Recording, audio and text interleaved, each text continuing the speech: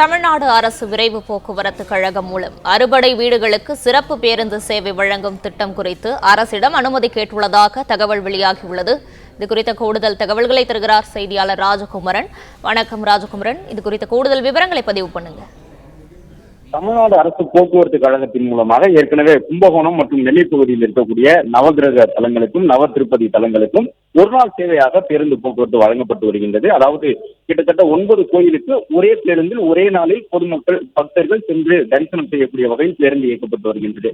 இந்த நிலையில்தான் தமிழ்நாடு அரசு விரைவு போக்குவரத்து கழகம் சார்பில் அந்த அறுபடை வீடுகளுக்கும் செல்லக்கூடிய வகையில் திருத்தணி, பழமுதிர்ச்சோலை, திருப்பரங்குன்றம், சுவாமிமலை, திருச்செந்தூர், பழனி என்ற அறுபடை வீடுகளுக்கும் சென்று வரக்கூடிய வகையில் பேருந்து சேவையை வழங்குவது தொடர்பாக அரசிடம் தமிழ்நாடு அரசு விரைவு போக்குவரத்து கழகம் தரப்பில் அனுமதி கேட்கப்பட்டிருக்கின்றது.